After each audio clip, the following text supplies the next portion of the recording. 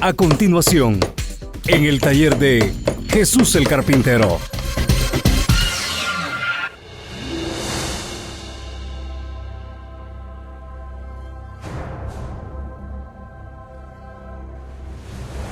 Yo quisiera invitarles a que pusiéramos atención. El día de ayer comencé hablándoles acerca de un gran peligro que hay sobre la iglesia. Este gran peligro está desde el tiempo de nuestro Señor Jesús el Cristo. Desde que el Señor Jesús se movió en su ministerio terrenal, ya estaba ahí ese mal. Él lo atacó grandemente. Este mal siguió después que el Señor murió y resucitó, y se manifestó, y los apóstoles también atacaron esa área. Y déjenme decirles, hermanos, lo que sucedió hace más de 2000 años en el ministerio del Señor y en el ministerio de los apóstoles del Señor no puede haberse acabado allá. Es más, yo creo que hoy existe la enfermedad más fuerte todavía. El mal existe todavía más fuerte. Y grábese lo que le estoy diciendo. Le estoy hablando de una enfermedad en la iglesia cristiana. Le estoy hablando de un mal en la iglesia cristiana que parece inofensivo. Parece que aún es parte de la enseñanza cristiana, pero no, hermanos, es un engaño, es un estorbo para la obra del Señor. Así es que les voy a hablar en algunas partes o algunas ocasiones. Se menciona este mal como el legalismo. Cuando se habla de legalismo en un mensaje, en una predicación, se está haciendo referencia a que las personas, me refiero a los cristianos, están siempre buscando hacer la voluntad de Dios, pero están buscando hacer la voluntad de Dios, oiga bien, basados en normas, reglas, que o se han formado los mismos cristianos o muchas veces están exagerando los mandamientos del mismo Dios. Por eso les digo que pongan mucha atención, porque lo que quiero compartirles está haciendo mucho daño a la iglesia. Yo he escuchado algunos predicadores que son muy famosos en estos días que tienen esta terrible enfermedad. Y muchos hermanos, la mayoría no lo saben. Y hay muchísimos hermanos que se gozan con esos mensajes y que inclusive los recomiendan a muchos cristianos. Y yo le digo, es una enfermedad. Así es que yo quisiera, una vez más, que quedara claro. Para empezar, le quiero decir, la iglesia de Cristo Jesús, la verdadera iglesia cristiana, la mueve el Cristo resucitado y glorificado, o la mueve el Espíritu Santo. Nadie de los verdaderos cristianos podemos hacer nada, usted y yo, ni antes de conocer a Cristo, ni después de conocer a Cristo, podemos hacer algo para agradar a Dios. Otro día le voy a hablar de lo que dice la palabra de Dios en 2 de Corintios 5:17. De modo que si alguno está en Cristo, nueva criatura es. El hecho de unirnos a Cristo no nos hace nuevas criaturas, es decir, si nos unimos a Cristo habiendo sido malos, y al unirnos a Cristo no nos hacemos buenos. Cuando dice, si alguno está en Cristo, nueva criatura es, quiere decir que al unirnos a Cristo Jesús, siendo el mismo Dios manifestado en carne, es el que en espíritu pasa a ser morada a nosotros. Y de ahí en adelante, si nosotros le cedemos las riendas de nuestra vida, entonces Cristo Jesús vivirá nuestra vida, y mientras que le permitamos a Cristo vivir nuestra vida, no estaremos cometiendo errores. Desde que nosotros creemos en Cristo Jesús, el Espíritu Santo viene a ser morada a nosotros. Acuérdese, nos convertimos en templo y morada del Espíritu Santo. Desde el momento que el Espíritu Santo viene a nosotros, es para guiarnos, para dirigirnos o para vivir Él nuestra vida si nosotros se lo permitimos. Pero una vez más, nosotros por nosotros mismos, ni antes de creer en Cristo ni después de creer en Cristo, podemos hacer nada para agradar a Dios. Cuando dice si alguno está en Cristo, nueva criatura es, no se está refiriendo a un cambio de lo malo a lo bueno, sino está refiriéndose a la novedad de vida, es decir, a que por Cristo, al creer en Cristo, se nos conecta con la vida eterna, con Dios. Cuando creemos en Cristo, el Espíritu Santo viene a nosotros porque se remueve el pecado que le estorba para hacer morada en nosotros. Así es que el Espíritu Santo viene a nosotros y la novedad de vida es Cristo glorificado que viene a nosotros, o es el Espíritu Santo que viene a nosotros. Otro día vamos a hablar más a fondo de eso. En este día les voy a hablar acerca de algo muy importante. Ahora, el título del mensaje. ¿Por qué, hermano Rodríguez, le pone usted al mensaje como título, ¿eres hijo de Dios o del diablo? Es que delante de Dios, a los ojos de Dios, solamente hay dos grupos de gente. Solamente hay dos clases de humanidad a los ojos de Dios. Primeramente aparecen los hijos de Satanás, los hijos del diablo, así dice la palabra de Dios. ¿Quiénes son los hijos de Satanás? ¿Quiénes son los hijos del diablo? De acuerdo a la palabra de Dios, desde el momento que Adán y Eva desobedecieron a Dios, quedaron ya como descendencia de la serpiente.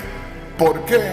Porque quedaron con una naturaleza pecaminosa en ellos o en nosotros, y Satanás, pudiendo tomar control de esa naturaleza, nos guió siempre a hacer el mal. Esa es una clase de gente. Esa es una clase o una parte de la humanidad. La otra clase de gente que Dios mira son los redimidos. Aquellos que eran hijos de Satanás, que hacían la voluntad de Satanás, pero que de pronto al creer en Cristo se unieron a Cristo y Cristo comenzó a vivir sus vidas. Cuando creyeron en Cristo se unieron al Espíritu Santo y el Espíritu Santo comenzó a vivir sus vidas, y desde ahí nosotros nos convertimos en hijos de Dios. La pregunta ¿es usted hijo de Dios o es hijo del diablo? El punto en este día es que vamos a estar meditando en una enfermedad que ha estado haciendo sufrir a la iglesia desde que fue iglesia, desde que se formó la iglesia por el sacrificio de Cristo. Entonces, hablaba yo hace un momento acerca de legalismo. esta es la forma como se conoce a ese mal que ha estado haciendo sufrir a la iglesia por más de 2000 años. Y como le digo, es tan parecido al cristianismo que por eso mucha gente se confía, por eso mucha gente no cree que eso pueda ser malo. Acuérdese de la cizaña y el trigo. La cizaña es tan parecida al trigo que solamente cuando florece es cuando se ve la diferencia.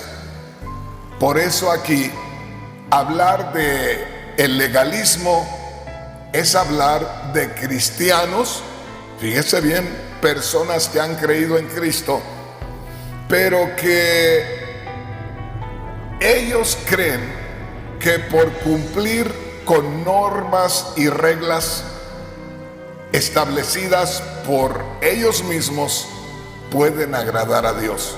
Inclusive cristianos que creen que por cumplir la ley de Dios van a agradar a Dios.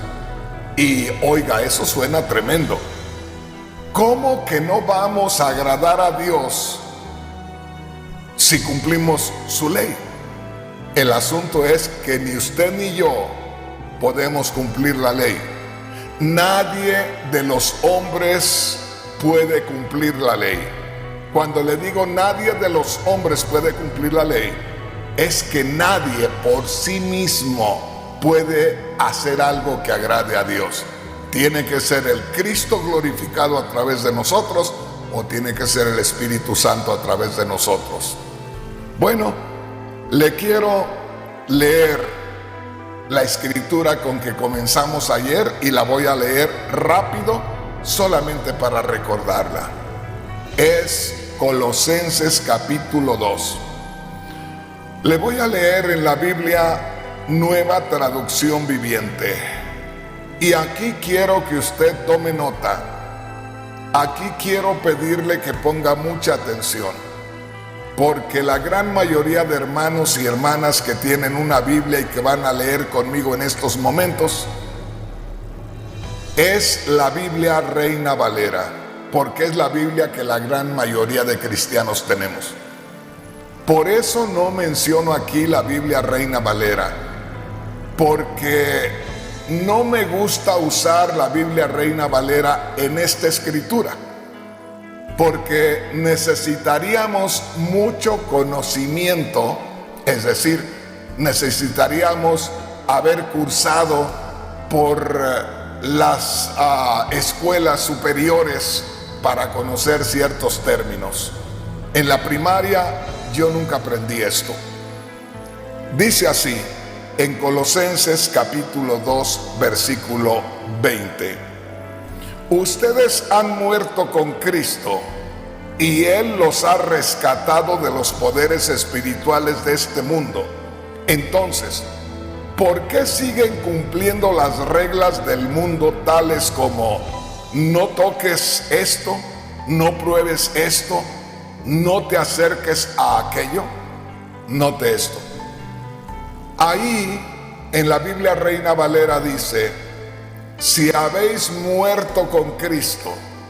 Fíjese bien, se lo voy a leer solamente para que se dé cuenta por qué es que no utilizo yo esta Biblia en este día. Dice así en Colosenses capítulo 2 versículo 20 en la Biblia Reina Valera: pues si habéis muerto con Cristo en cuanto a los rudimentos del mundo. Ahí me detengo.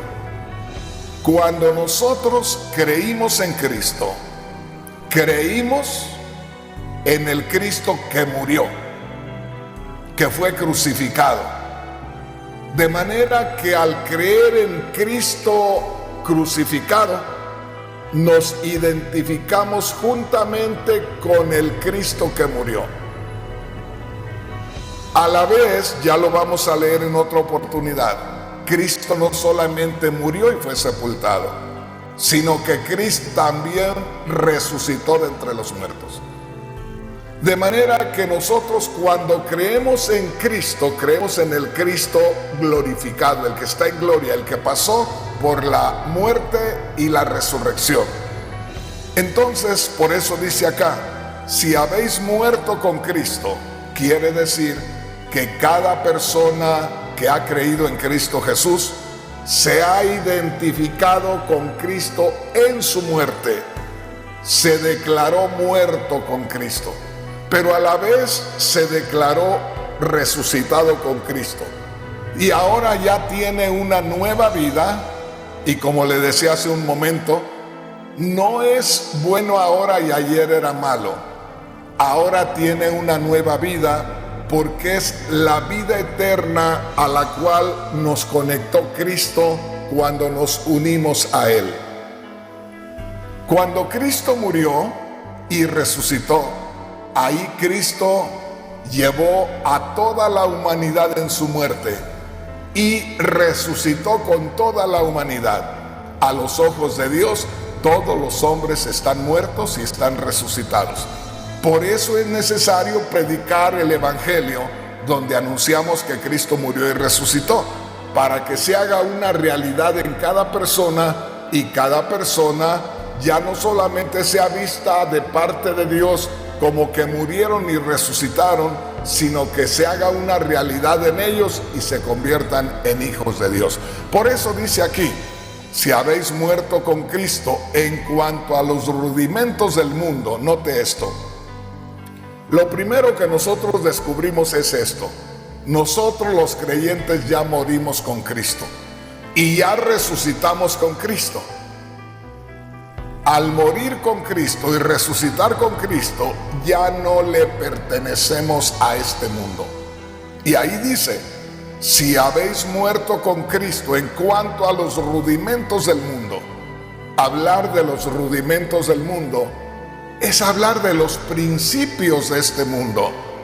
Y una vez más, aquí puedo decirle, el hombre, cuando no conoce a Dios, trata de agradar a Dios, cumpliendo ciertas normas y ciertas reglas. Cuando usted se convierte en hijo de Dios, cuando usted es un verdadero creyente, cuando usted ya es un cristiano, usted ya no tiene por qué estarse esforzando para hacer cosas con las cuales usted se justifique delante de Dios, o usted pueda agradar a Dios, hacer la voluntad de Dios. Una vez más le digo, usted y yo jamás hicimos la voluntad de Dios, jamás haremos la voluntad de Dios aún como creyentes. Quien viene haciendo la voluntad de Dios es el Cristo glorificado que mora en nosotros, si nosotros le damos la oportunidad. Quien viene haciendo la voluntad de Dios es el Espíritu Santo que mora en nosotros, si nosotros le damos oportunidad. Por eso dice acá, si habéis muerto con Cristo en cuanto a los rudimentos del mundo, oiga, dice, ya moriste con Cristo. Al morir con Cristo, ya no tienes por qué tomar en cuenta el orden de este mundo para agradar a Dios. O sea, ya no tienes que andar buscando hacer algo para agradar a Dios. Ahí le va, como decimos los mexicanos. ¿Cuántos hermanos, incluyendo predicadores, tienen que leer la Biblia porque sienten que leyendo la Biblia van a agradar a Dios? ¿Cuántos cristianos, incluyendo líderes, oran porque saben que orando van a agradar a Dios? ¿Cuántos líderes cristianos y cuántos hermanos hacen ayunos, se van a retiros y creen que por eso van a agradar a Dios? Perdóneme, hermano, perdóneme, hermana. Usted y yo no vamos a agradar a Dios por leer la palabra de Dios. Fíjese lo que le voy a decir. Yo leo la palabra de Dios cada noche. De día posiblemente usted no me ve leyendo la Biblia, pero de noche son horas las que paso leyendo la palabra de Dios. Y yo no leo la palabra de Dios para agradar a Dios. O no la leo porque de pronto yo sienta que si no leo la Biblia, entonces Dios pues no me va a ver con buenos ojos. No, hermanos. Yo leo la Biblia porque para mí es una necesidad leer la Biblia. Yo leo la Biblia porque siento, hermanos, un gozo, una alegría indescriptible cuando yo leo la palabra de Dios. Por eso cuando usted lee por allá en el Salmo 1, cuando dice: bienaventurado el varón que no anduvo en consejo de malos, ni estuvo en camino de pecadores, ni en silla de escarnecedores se ha sentado. Y mire lo que dice enseguida: sino que en la ley del Señor medita de día y de noche. En la ley del Señor se deleita. ¿Se da cuenta? Es una delicia. Ponga mucha atención. Le hablé que ningún cristiano, ningún creyente va a agradar a Dios por orar. ¿Y qué le quiero decir con esto? Que la gran mayoría de cristianos, para empezar, le tienen terror a la oración. Le huyen a la oración. Como que se asustan por encerrarse 1 hora o 2 horas a orar con Dios. Déjeme decirle, la gran mayoría de cristianos no lo hace. Ahora, ¿qué es lo que mueve a una madre para atender al hijo recién nacido? Que hay que asearlo, hay que alimentarlo, hay que cuidar que no llore. Si se inquieta la criatura, ahí está la madre en las madrugadas, fíjese bien, atendiendo a la criatura cuando todos duermen. ¿Qué mueve a la madre para atender a aquella criatura que, si lo vemos humanamente, solamente le da problemas? Es el amor, es lo que nace del corazón de la mujer. ¿Y qué es lo que hace que el niño pequeñito busque al padre? Que el niño de 5 años salga detrás del padre queriéndose ir con él a trabajar y le dice: llévame a trabajar. No, hijo, tienes que quedarte aquí, no te puedo llevar. La criatura llora, la criatura se desespera porque no le lleva el papá con él. ¿Qué es lo que más busca un niño pequeño con el padre y con la madre? Es la comunicación. Es la comunicación, la necesidad de comunicarse con el padre o con la madre. Para él no hay otra cosa más hermosa que el padre o la madre. Dígame que no. Ahora, ¿por qué es eso? Pues, hermanos, hermanas, eso debe haber en el corazón de cada creyente. El hecho de que oremos a Dios, fíjese bien, por el amor que le sentimos a nuestro Padre. Por eso Cristo habló mucho de los niños. Les dijo a sus discípulos: si ustedes no se hacen como estos niños, no pueden entrar al reino de los cielos. Por eso el Señor Jesús dijo: dejen a los niños venir a mí y no se lo impidan, porque de ellos es el reino de los cielos. Grábese esto: una criatura lo menos que quiere es estar alejado del padre o de la madre. Una criatura a eso de los 5 o 6 años de edad es una de preguntar a todas horas: mamá, ¿y por qué el perro tiene 4 patas? Mamá, ¿y por qué esto? ¿Y por qué aquello? ¿Y por qué aquello? Es el tiempo del por qué. Quiere conocer todo, quiere saber cómo es cada cosa. Esa comunicación con el padre o con la madre es lo que nosotros no tenemos con nuestro Padre Celestial ahora que creemos en Cristo. La pregunta es, ¿por qué no queremos encerrarnos con Dios una hora? Como que no nos interesa, como que nos cansamos, como que no tenemos tiempo. No, es como que el diablo, que es astuto y que es mentiroso, nos estorba para que no busquemos al Señor. Siento como que cuando una persona, un creyente, no siente deseos de orar a Dios, es que necesita que se ore por esa persona, necesita una ayudadita a saber lo que realmente es la vida cristiana. Entonces, hermanos, una vez más, nosotros al creer en Cristo dejamos, fíjese bien, ya el sistema de este mundo. Al dejar el sistema de este mundo, entonces es Cristo Jesús el que nos guía, Cristo glorificado que mora en nosotros, o es el Espíritu Santo que mora en nosotros el que nos guía. Grábese esto, ya no tenemos nada que hacer ahí. O Cristo glorificado nos guía, o nos guía el Espíritu Santo.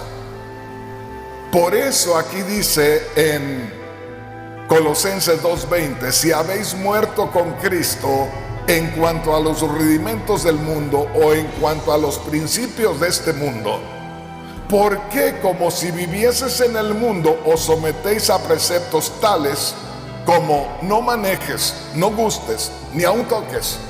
¿Qué quiere decir esto? Que nadie nos tiene que decir, haz esto, haz aquello, no hagas aquello, no hagas esto, no hagas aquí, no vayas para acá, no vayas para allá. No necesitamos eso. Pero ¿por qué, hermano Rodríguez, nos están alertando? No, hermano, lo que necesitamos es conocer, es saber que el Cristo glorificado mora en nosotros y que Él ha de vivir nuestra vida espiritual. Si Cristo es el que está viviendo nuestra vida espiritual, ¿será que a Cristo hay que recordarle sus responsabilidades? No, hermano, ¿cómo cree? Él, dice la Biblia, no cometió ningún pecado y retó a los judíos religiosos y les dijo, ¿alguno de ustedes me redarguye de pecado? ¿Alguno de ustedes me puede decir que tengo un solo pecado? Nadie le podía decir nada. Entonces, si el Cristo glorificado está viviendo tu vida, ¿por qué te tiene el pastor que estar constantemente diciendo, no hagas aquí, no hagas esto otro, no vayan para acá, no vayan para allá? De manera que si yo como pastor estoy en la iglesia todo el tiempo llamándoles la atención para que no hagan aquí, no hagan allá, no vayan acá, no vayan más allá, entonces los tengo a todos en el ambiente mundano y los estoy haciendo que hagan la voluntad de Dios bajo el sistema mundano. Yo solamente, mis hermanos y hermanas preciosos, amados, tengo que conectarlos con Cristo, nada más.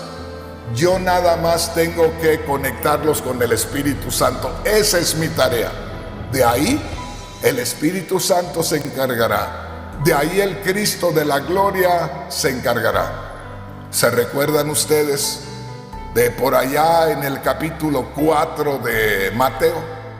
Cuando Juan el Bautista estaba en la cárcel, no envió a un grupo de sus discípulos a preguntarle a Cristo, a que le dijeran, Señor, ¿eres tú el que esperamos o tenemos que esperar a alguien más?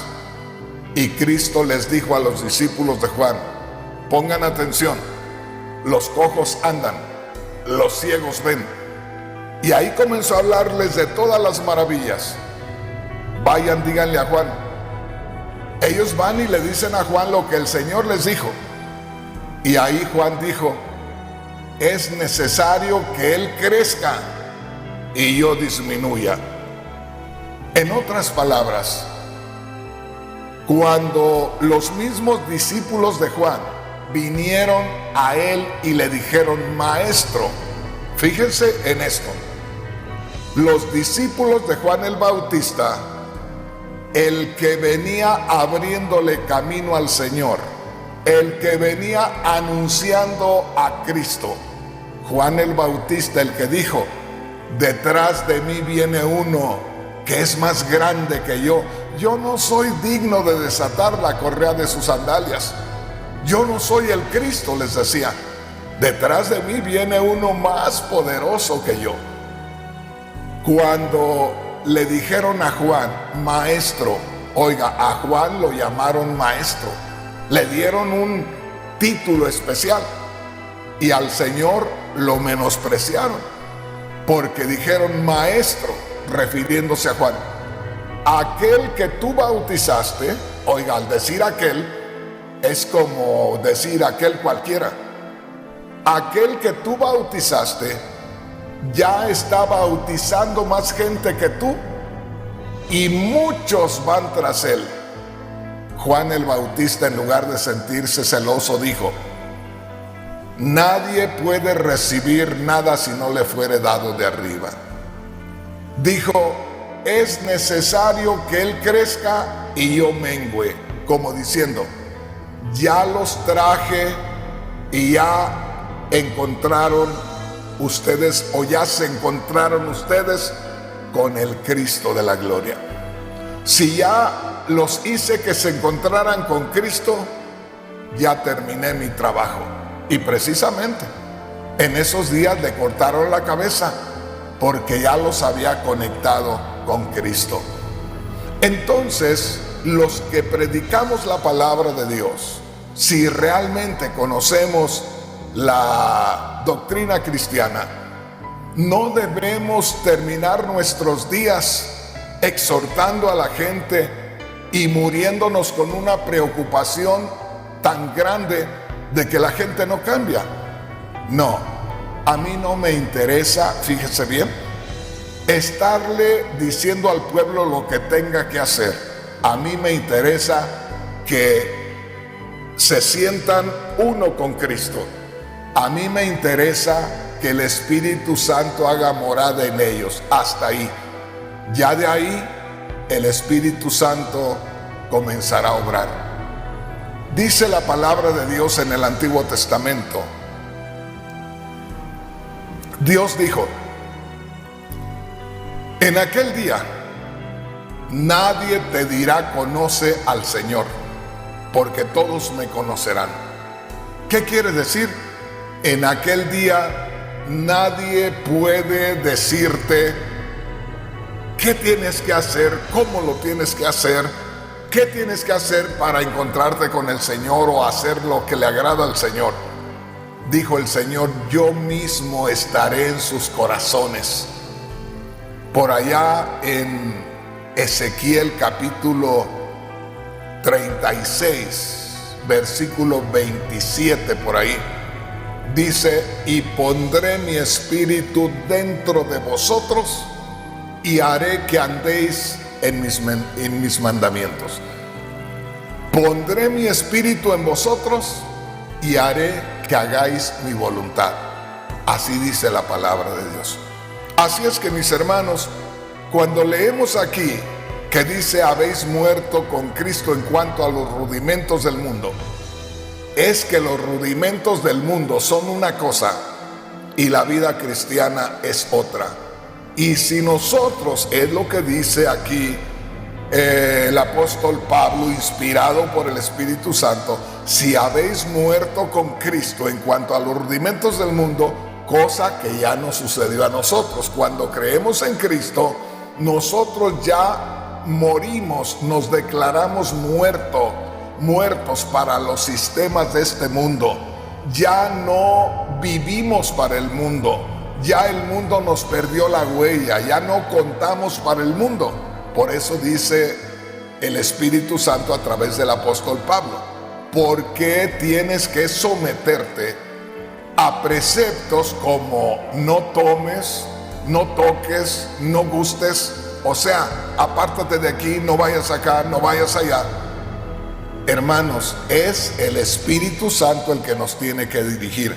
¿Es el Cristo glorificado el que nos tiene que dirigir?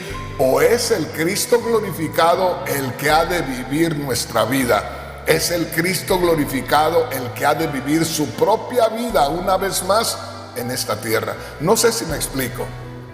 Vamos.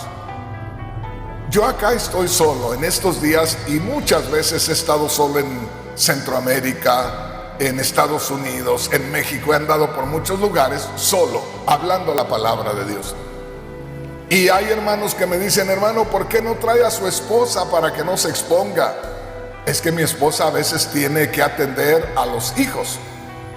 Y hermano, pero ¿no piensa que puede caer por ahí? La pregunta es esta: si Cristo está viviendo mi vida, ¿será que Cristo va a sentir pasiones de la carne y se va a caer por ahí con una mujer? No, de ninguna manera. Y si Rafael Rodríguez se cayera por ahí con una mujer, es porque Rafael Rodríguez en esos momentos se olvidó que Cristo estaba morando en él y obró por sí mismo. Y aquí les digo a los pastores, muy directamente a los pastores, tengan mucho cuidado, porque el mismo Satanás les va a enviar mujeres a la iglesia. Mujeres bonitas, mujeres jóvenes, aunque ustedes estén viejos, aunque estemos viejos y feos, Satanás va a enviar mujeres jóvenes y hermosas con el propósito de hacernos caer. Y va a llegar el momento en que aún el mismo Satanás puede manifestársele en forma de mujer y hacerlo caer. Y cuando esté en el momento más emocionante, se le manifieste Satanás y le diga: te engañé. ¡Ay, Dios santo! Entonces, grábese esto: si Cristo está viviendo nuestra vida, tenemos que ser pacientes con los hermanos, con las hermanas. Si Cristo está viviendo nuestra vida, tenemos que tener amor con los hermanos y hermanas, que los vamos a guiar hasta llegar con el Señor al final o cuando mueran. Pero no somos nosotros, es Cristo en nosotros. Ojalá que me entiendan. Entonces dice: si habéis muerto con Cristo en cuanto a los rudimentos del mundo, ¿por qué como si vivieseis en el mundo? Note esto: ¿por qué como si vivieseis en el mundo os sometéis a preceptos tales como no manejes, ni gustes, ni aun toques? O sea, si nosotros empezamos a exhortar a los hermanos y hermanas que no hagan esto, que no hagan esto otro, que no vayan aquí, que no vayan allá, nosotros estamos partiendo desde el sistema del mundo. Y no podemos, porque nosotros estaríamos apartándoles del Cristo glorificado. Al empezar a exhortar a los hermanos: tienen que hacer esto, tienen que hacer esto otro, tienen que hacer acá, no vayan acá, nosotros estaríamos haciéndoles sentir que Cristo Jesús no está en ellos, que el Espíritu Santo no está en ellos. Y la pregunta más tremenda es esta: ¿cómo estamos viviendo nosotros? Si estamos exhortando al pueblo que no haga aquí, que no haga allá, que no haga más allá, quiere decir que nosotros así estamos viviendo. Y si así estamos viviendo, mis hermanos, no estamos agradando a Dios nosotros mismos. El verso 21 dice: tales como no manejes, ni gustes, ni aun toques. Verso 22: en conformidad a mandamientos y doctrinas de hombres. ¿Qué es eso? ¿Cuál es ese orden? ¿En dónde se fundamenta ese orden? ¿En dónde se fundamenta eso que estamos haciendo? En el mismo hombre. Todo eso procede del hombre, y lo que proceda del hombre no nos va a dar victorias espirituales. Lo que nos da victorias espirituales es lo que procede del Cristo glorificado que mora en nosotros, porque o Él está viviendo nuestra vida o Él está viviendo su propia vida a través de nosotros. Dice aquí en conformidad, verso 22, mandamientos y doctrinas de hombres, cosas que se destruyen con el uso. En otras palabras, son preceptos, son reglas, son normas que parece que todo está bien, pero pasa el tiempo y las reglas terminan por romperse, no prevalecen. Al final todo eso se termina y terminamos en la misma condición que antes. Mire lo que dice el versículo 23. Tales cosas tienen a la verdad cierta reputación de sabiduría en un culto voluntario. Todos esos preceptos, esas normas, esas reglas se ven bonitas. Parece que sí, es lo que agrada a Dios. Pero fíjese lo que termina diciendo. Tienen un duro trato con el cuerpo, o sea, le ponen presión a la carne, pero nadie va a tener victoria teniéndole o haciéndole presión a la carne. Y dice, pero no tiene valor alguno contra los apetitos de la carne. ¿Qué está diciendo con eso? ¿De qué sirve que tengas normas y reglas y que el cuarto donde duermes lo tengas tapizado de escrituras que hablen acerca que no hagas aquí, que no hagas allá, que apártate de esto, apártate del otro? ¿De qué te sirve? Fíjate bien, dice, si todas esas cosas que te mandan no te garantizan una victoria sobre la carne. Acuérdate de Gálatas capítulo 5. Por allá cuando, es más, te lo voy a leer de una vez porque ya se nos fue el tiempo. Gálatas capítulo 5, mira lo que dice la palabra de Dios. Digo pues, verso 16, ahí para empezar dice las obras de la carne y el fruto del Espíritu. Nota esto, las obras de la carne, las acciones del ser humano, las acciones del hombre, lo que el hombre puede hacer, y los frutos del Espíritu. Ya nosotros no tenemos nada que hacer como humanos, ahora todo lo tiene que hacer el Espíritu Santo. Y dice así, digo pues, andad en el Espíritu. ¿Qué quiere decir andad en el Espíritu? Quiere decir déjate mover por el Espíritu Santo. Andar es sinónimo de caminar, de moverse.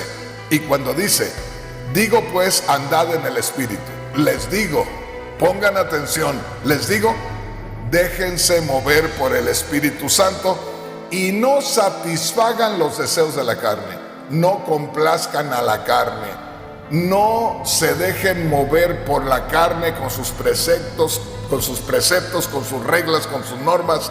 Dice, y no satisfagáis los deseos de la carne. Verso 17, porque el deseo de la carne es contra el Espíritu. No hay comunión, no hay forma de que caminen juntos. O vas por la carne o vas por el Espíritu. Porque el deseo de la carne es contra el Espíritu y el del Espíritu es contra la carne. Y estos dos se oponen entre sí para que no hagáis lo que quisierais. O sea, tú no puedes hacer la voluntad de Dios o querer hacer la voluntad de Dios si tienes al Espíritu en ti. Como tampoco puedes poner normas y reglas si ya está el Espíritu morando en ti. Dice, y manifiestas son las obras de la carne, que son adulterio, fornicación, inmundicia, lascivia, idolatría, hechicerías, enemistades, pleitos, celos, iras, contiendas, disensiones, herejías, envidias, homicidios, borracheras, orgías y cosas semejantes a estas. Oiga esto. No nos pasamos la vida en la iglesia con celos y con disensiones, con discusiones, con choques a cada rato. ¿Por qué? Porque queremos agradar a Dios con la carne. No dejamos al Espíritu Santo que se mueva y que nosotros solo seamos instrumentos en las manos del Espíritu Santo no dejamos al Cristo glorificado que nos mueva, y cuando nos queremos mover nosotros, cuando queremos nosotros accionar, entonces es cuando buscamos justicia. ¿Por qué me van a hacer esto? ¿Por qué tengo que dejarme? ¿Por qué he de soportar? Ahí estamos con un problema muy grave. Entonces, hermanos, hermanas, porque como le digo, el tiempo se me está terminando. Es increíble, hermanos, es increíble que en la introducción me he quedado una vez más. El asunto es este. El título del mensaje es: ¿Eres hijo de Dios o eres hijo del diablo? Voy a leerle la Biblia nuevamente en la escritura que comenzamos para darle una idea más clara. Dice así: ustedes han muerto. Esto es la Biblia Nueva Traducción Viviente. Ustedes han muerto con Cristo. Ustedes ya murieron a este mundo cuando creyeron en Cristo. Cuando creyeron en Cristo, ustedes se declararon muertos para este mundo. Y Él, o sea Cristo, los ha rescatado de los poderes espirituales de este mundo. ¿Qué quiere decir eso?